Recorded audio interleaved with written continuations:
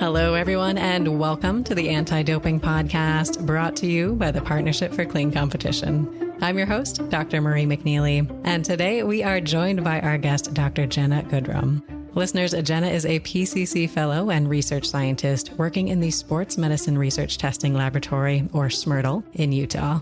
Today, we are excited to discuss Jenna's career path, her work there at SMRTL, and her PCC-funded research project as well. So, Jenna, welcome to our show today. How are you? I'm doing great. Thanks so much for having me. Well, we are excited to learn more from you and to talk more about your amazing work. So, can you start by perhaps just introducing yourself and tell us a little bit more about you? Yeah. So as you just mentioned, I'm a current PCC fellow at the Sports Medicine Research and Testing Lab in Salt Lake. I started my fellowship in July of 2022. So that's been going on for about a year. I have a PhD in biochemistry that I completed relatively recently. So I've been at SMRTL for about a year and a half, and I've really been enjoying it so far. That sounds amazing. And I think everyone kind of finds their way to the field in different ways. So, Jenna, how did you first become interested in the field of anti-doping? This actually happened pretty early on in my graduate school career. There was another grad student in my program who I had talked to who had worked at SMRTL before coming to grad school. So this kind of put the anti-doping field on my radar. I've also been pretty heavily involved in athletics my entire life. So the idea of being able to use my background in biochem and then also molecular biology and all of that to help the clean sport movement was really quite attractive to me.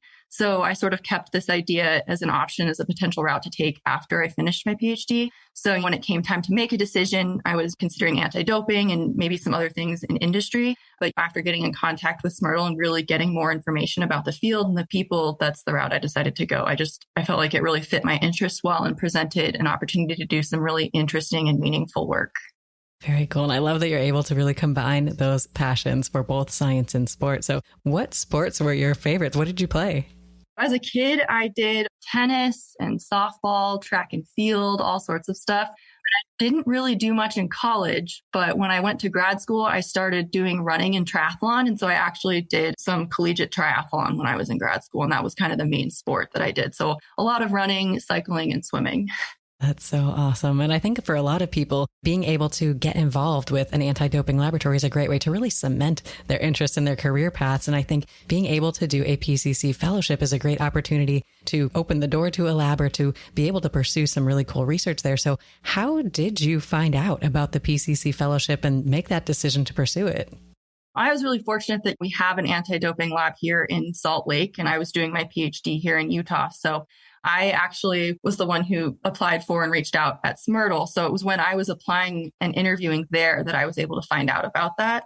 My now mentor and past PCC fellow, Dr. Jeffrey Miller, was one who encouraged me to apply for the fellowship, obviously for the funding for me and my work, but also because there's a lot of other valuable resources and experiences that are available through the fellowship. And for somebody like me who was coming from outside the anti-doping world, it seemed like a really great opportunity to sort of get introduced to the anti-doping field. Oh, absolutely. And I know the project that you're working on is really cool. So your PCC-funded fellowship project is actually examining biotin as a potential masking agent for hCG abuse. So to get all of our listeners on the same page, if they're not in the field or familiar with the specific project, what is human chorionic gonadotropin, or hCG, and what is its relevance for anti-doping? hCG, as you just said, stands for human chorionic gonadotropin, and it's most commonly known as the pregnancy hormone because it's produced almost exclusively by the developing placenta. So many listeners may already be quite familiar with hCG just because clinically this is the hormone that's used to monitor pregnancy. So if anyone's ever taken an at-home pregnancy test, that's a pregnancy test for hCG. So it might seem kind of weird that the pregnancy hormone is so relevant for anti-doping, but this is because hCG belongs to a family of proteins called gonadotropins, and the hCG is incredibly similar to another gonadotropin family member called LH. And LH is responsible for stimulating endogenous testosterone production in men.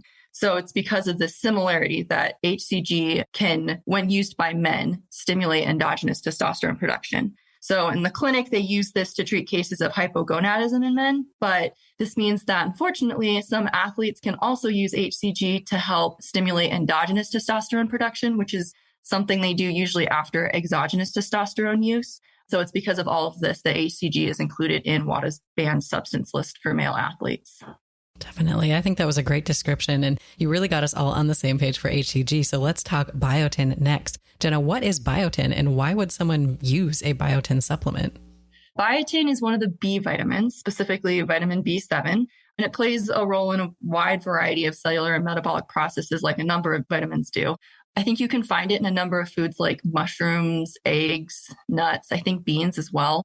But it's also a common supplement. And this is due to the fact that it's usually well tolerated and it's pretty cheap. But also it's known to have a role in supporting keratin synthesis. And keratin is the protein that makes up a large portion of a person's hair or nails. So you can usually find biotin in a number of supplements that are advertising healthy hair, skin, or nails, despite the fact that there really isn't much scientific evidence to support this claim in healthy people. Very interesting. And we mentioned, of course, that your project is examining biotin then as a potential masking agent for hCG. So let's talk about the mechanism. How does this work? What is the mechanism by which biotin could make it then difficult to detect hCG abuse or serve as a masking agent? So biotin kind of lives two lives. To most people, like I just described, biotin's an essential vitamin.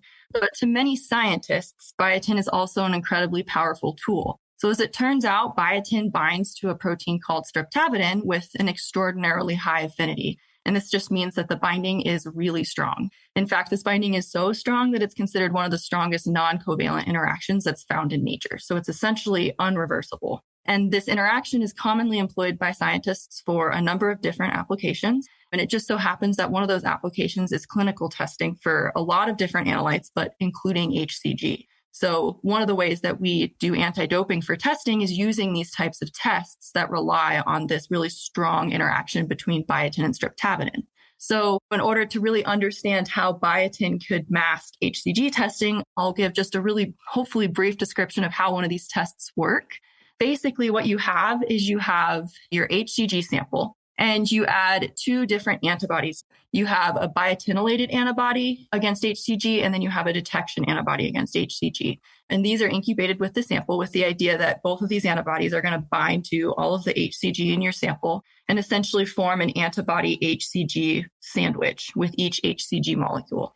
Then you can add streptavidin-coated microparticles to the sample. And the idea is then this biotinylated antibody that has a biotin molecule on it can then bind to the streptavidin that's on these microparticles and essentially form this complex with the hCG antibody sandwich that you already formed and these microparticles. And these microparticles are usually magnetic, so then you can usually use a magnet to sort of immobilize this complex onto the magnet and thoroughly wash the beads to make sure that you don't have any sort of unwanted non-specific binding. And then you can use the detection antibody to quantify the amount of hCG you have. So, of course, I make it sound like it's done by hand, but it's not. It's done using an automated instrument. The test takes about 10 minutes. And usually these tests are really quite robust and specific. However, I'd say in the last 2 decades or so, because of the increase in popularity of biotin supplement, it's become more and more of an issue that if you have a lot of biotin, just free biotin in your biological sample, then this biotin can outcompete the biotinylated antibody for binding to those streptavidin microparticles. And depending on the amount of biotin you have in the sample, this can severely reduce the sensitivity of the assay and lead to completely inaccurate results. So clinically, this is something that's been pretty well known. And fortunately for many of these clinical tests, they've been able to increase the biotin tolerance of the test in the last decade to sort of combat this issue. But that's because clinical tests are run in serum. And we know that when somebody is taking a biotin supplement, the levels of biotin in their serum versus their urine, the urine has magnitude higher levels of biotin than the serum does. And unfortunately, we do all of our testing for hCG in urine in anti-doping. So while this is a problem that's been solved in the clinic pretty much, it is really very much still an issue in anti-doping. Interesting. And you brought up a really important point here, just the amounts of biotin that are circulating or appearing in urine or appearing in the serum. So at what levels of biotin ingestion might you see masking effects occur? And are these levels that would occur with normal use of supplements or multivitamins, or would it really be only in some sort of doping masking context? So when we did our study, we went with one of the higher doses of biotin that you could get over the counter. And this was about 20 milligrams per day. And we went on the higher side just because there aren't really any side effects that are associated with biotin supplementation. We know that you can take doses that are up to like 400 milligrams per day, and that's considered safe. And also we figured if somebody was trying to mask biotin, they'd probably go on the higher side. But at this 20 milligram per day dose, we saw a pretty strong masking effect in pretty much all of the individuals who were in the biotin group. We didn't directly test how low the dose needs to be before we see this masking effect disappear. But based on the magnitude of suppression that we saw, and then the sheer amount of biotin that was in the urine, just relative to what the manufacturers of these tests list as the biotin tolerance, which suggests that you'd see it at levels that are much lower than this 20 milligram per day that we used. And a lot of the supplements that are available just in multivitamins do have a pretty high level of biotin in it. So while we didn't directly test whether or not we'd see masking at these lower levels, I would predict that we still would. Very interesting. So it sounds like this is a pretty widespread problem, because if anyone's taking any of these, like you said, multivitamins or specific supplements for biotin, there is potential for that masking effect. So Jenna, do you have ideas for how labs can address this issue with biotin being used as a masking agent? First, I should clarify that this isn't an issue for all labs. Biotin streptavidin-dependent hCG tests aren't the only way that we measure hCG in anti-doping. There are a lot of other immunoassays that we can use that don't depend on this interaction. So for labs that are using those methods, this issue is more of something that they need to be aware of for any sort of confirmation testing that they do that might utilize these biotin streptavidin tests. However, most labs that are using this type of test for routine screenings, there are a few options. So the first and the most obvious and probably most impractical solution would be to just switch to a different type of test. However, that's a pretty expensive option and might actually be something that labs just can't do. So the second, and in my opinion, much easier option is to just monitor biotin levels as part of routine screening. So during our study, we were able to develop an LC-MS biotin method that we could potentially add into our initial testing procedure for all of the urine samples that came through our lab. That way, if there was a sample that had high levels of biotin in it, we could just analyze that sample for hCG using a different assay that isn't affected by biotin interference. That makes sense. It sounds like there is at least some solution, some protection in place to ensure that athletes aren't using this sort of as a mainstream method of doping. So what are the next steps for this line of research that you're doing, Jenna, and maybe for you after you finish your fellowship project? In terms of this research, one of the things that we did with this project was we also collected whole blood, serum, and then additional urine samples from everybody for the purpose of looking at the effect of hCG administration on all of the modules of the athlete biological passport. So the hematological, serum, steroids, and urinary steroid profiles. So we're currently working on analyzing that data and publishing the results from that. And in terms of what's next for me after finishing my project, I've been working with my mentor, Jeff, on a few projects looking at some of the EPO stuff, so erythropoietin detection. And that's an area I'm really interested in. So I'm excited about that. And then there's also some exciting work that we've been doing with capillary blood collections as we try to look to replace the traditional venous blood draws that are currently utilized in anti-doping. So we have one project that we've collaborated with USADA on looking at this as a potential replacement for the venous whole blood collections that are used for the hematological module of the athlete biological passport. And then on our own, looking at using some serum separator tubes and capillary blood collections for some of the other tests as well.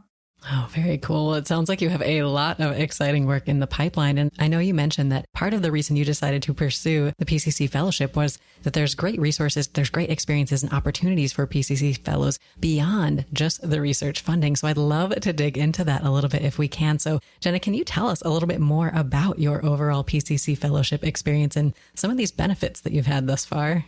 So far, my experience has been really great, and I've had a lot of really useful experiences, especially from somebody who came directly from an academic lab that had very little/nothing to do with anti-doping. So towards the beginning of my fellowship, I got pretty involved in the routine testing that we do at SMRTL, especially in the EPO, human growth hormone, and then obviously hCG area. And I felt like that was a really great introduction to how an anti-doping lab runs. Because while science is science, there's a pretty massive difference between how an academic lab operates and how an anti-doping lab operates. So this experience was, and honestly still is, just has been so important for me. And sort of along the same lines as routine testing, I've also been able to be involved in some of the method validations that we have to do, which I think is something I sort of overlooked in the beginning, but is quite important for an anti-doping lab.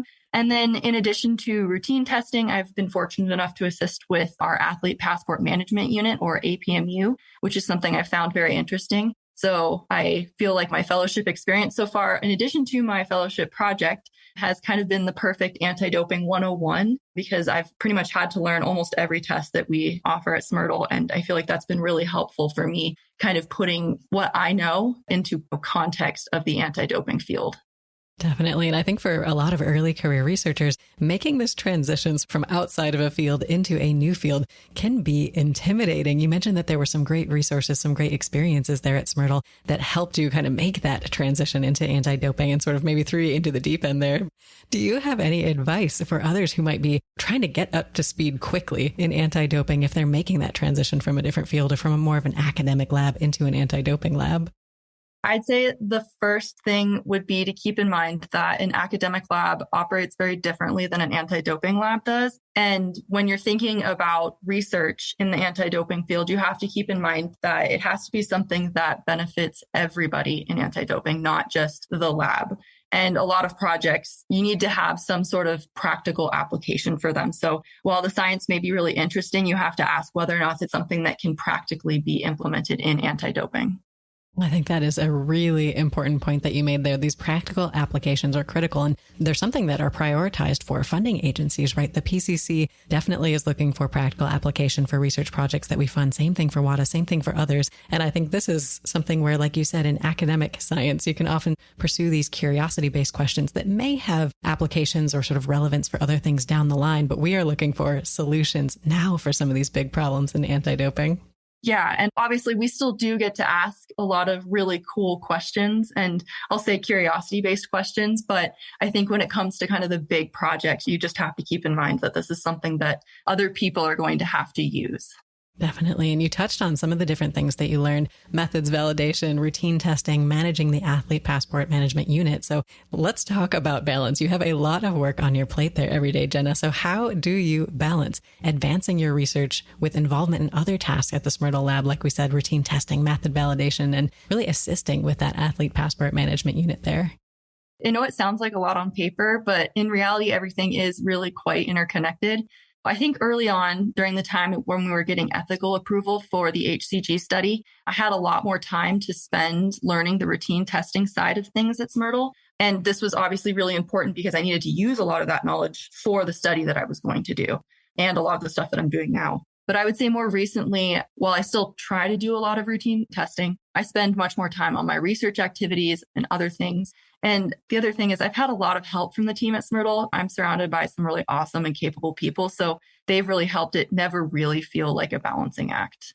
Oh, that's nice. I think having a supportive team and having a team that's all working hard towards the same goal can be tremendously helpful. And you mentioned these different aspects of your work, so I'd like to touch on each of them. So the routine testing, what does that piece of your work look like? So I probably once a week am involved in some sort of routine testing, whether that's one of the days of an EPO test or running a batch of peptides, which for us is hCG. And then I also do some data certification as well for specifically hCG. So I'd say now I don't do nearly as much as I used to when it comes to routine testing, but I still try to do some. Absolutely. I think the lab is always getting samples coming in, so making sure that you've got that routine testing pipeline moving smoothly is critical. And you mentioned method validations as well. And I think this is an often overlooked point in anti-doping. So these methods that you're developing to try to detect these substances are critical. And being able to validate these methods to show that they're detecting what you think they're detecting and they're doing it at the levels that you need them to is really important. So can you talk more about your work on method validation? So when I was doing the biotin study, we wanted to measure biotin levels in urine. So my introduction to method validations and method development was helping to develop our method that we were going to use for this study to measure biotin in urine. And that was my first time ever doing any sort of method validation. And fortunately for me, that was a really easy method. So I was able to figure it out mostly with, I don't want to say minimal help because I definitely had quite a bit of help, but I was able to sort of do a lot of that on my own. But then more recently, when it comes to our actual tests, I've been working with somebody at SMRTL to help validate our top-down IGF-1 method. And that was much more challenging. And I think much more in line with the typical anti-doping experience And it was eye-opening. And I am really proud of that method right now. Oh, that's awesome. And I think, yeah, that is an important point to just sort of bring up for people who are interested in pursuing this field is before you can answer that specific research question that you have in your mind that you're really excited about, you do have to go through this extra step of often developing new methods or validating those methods or maybe both. Yeah. When I came into the anti-doping field, I had absolutely no idea about that. I will say I do enjoy method validation. It's a lot more interesting than I was expecting it to be, but it was not something that was on my radar. Absolutely. And you mentioned the Athlete Passport Management Unit as well. And I'd love to talk about that. So for any listeners out there who aren't familiar with the APMUs, can you first tell us what the Athlete Passport Management Unit is and then what your role is within the APMU? An APMU is the group that will manage athlete biological passports. So for anybody who doesn't know, an athlete biological passport is just monitoring biomarkers that might indicate doping over a period of time. For example, at SMRTL, we have an APMU that manages passports for the hematological and steroidal modules of the ABP and hopefully the soon endocrine module as well. So when new samples are uploaded into passports, we're the ones that look at the passport. And if it's within the normal range, that passport stays normal. And if not, then we can flag it as abnormal, send it out for expert review and sort of manage the communication between the experts and the anti-doping organization or the people who know whose passport it is who are going to notify the athlete if there's a problem or anything like that. And my work with that has mostly just been looking at passports and mostly normal passports and just making sure that the program is still flagging them as normal, saying that this profile has been reviewed, it looks normal. And if not, then I send it on to Jeff, who will potentially send it on to experts. Gotcha. That makes sense, Jenna. It sounds like you're able to do a lot of really cool work there at SMRTL. And I know starting off in a new field is difficult and just being an early career scientist is difficult. So what are some of the biggest challenges that you have faced in anti-doping as an early career researcher? I think there's kind of two things that stand out for me. The first and most obvious challenge has been just getting to know the field. So what's already been tried, what hasn't, who's working on what. And I think that's a pretty expected challenge. So I've been trying to work on that, but I know it's just going to take time. But the second big challenge is sort of one I mentioned earlier, which is just really having to consider the practicality of solutions of potential research projects for everybody who's involved in anti-doping. So athletes, ADOs, labs.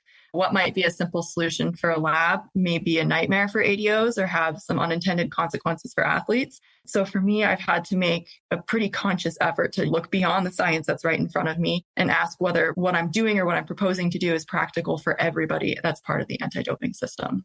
Definitely. And I guess, how do you do that? I think being a scientist in a lab, you're often not able to see the bigger picture for one reason or another. So how do you kind of take a step back and assess, is this a relevant question? Is this a question that's going to really make an impact? Well, I think the first thing is getting to know the field. So it's not just the research that's in the field, but how anti-doping is done. So knowing how ADOs do collections and how those collections or samples are shipped to the lab. And then obviously the lab part is very easy for me. And then knowing how ADOs then manage the results. So I think having a very good knowledge of the entire anti-doping process from step one to the very end is important. And then also, I think being able to talk to individuals who are part of all of these different organizations and sort of hearing what their opinions are on certain things or the challenges that they face. Because I think that's been really important for me, just being able to hear what they think challenges are, because they're oftentimes things that I didn't think of. Absolutely. I think making these connections, kind of having these conversations with people within different realms of the anti-doping field can be really valuable. And I know that you attended and actually presented in a session at the recent PCC conference this year. So Jenna, what was it like for you being able to share your research with the expert audience there? That was an awesome experience. For somebody who's just starting their anti-doping career, being able to talk about my work to an audience that included experts in different stages of their career and that were part of a wide variety of anti-doping organizations was a great opportunity. And it was also great because I was also able to connect with other early career anti-doping scientists like the other PCC fellows during my session. And being able to hear about their projects and career paths was really interesting, especially because we all came from pretty different backgrounds. So I really enjoyed that experience. That's wonderful. And for listeners out there who might be considering applying for a PCC fellowship, I know we've touched on just some of the benefits, some of the great things that you're able to do as a PCC fellow, but can you summarize some of the benefits or maybe some of the reasons why people should consider applying? So beyond just the competitive stipend that comes with the fellowship, which is obviously a huge benefit, There are a lot of other great experiences and connections that I've been able to make so far. As you just mentioned, I got to attend the PCC conference this year and present some of my research to the expert audience there. And having been at that conference in person, I was also able to connect with a number of people in the field, again, across multiple organizations, and hear their thoughts on the topics that were being discussed. And considering the challenge that I just mentioned of looking at this bigger picture, being able to hear from them was really beneficial. And then again, going back to my experience in the lab, as a lab-based fellow, having the opportunity to directly experience and then participate in routine testing has been really helpful. Again, just in terms of being able to think about impactful research projects from a lab-based perspective.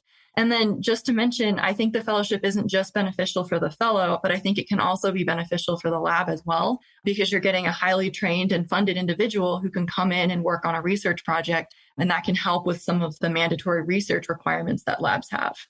Definitely. I think you're absolutely right. Those benefits go both ways, and you're able to work on some really cool projects there at SMRTL. But I know even at SMRTL, sometimes there's limits, whether it's time, funding, resources, even feasibility of some of the projects that you just really want to do. So Jenna, if we took away all of the barriers and we gave you anything you could dream of, what is one problem in anti-doping that you would want to solve most?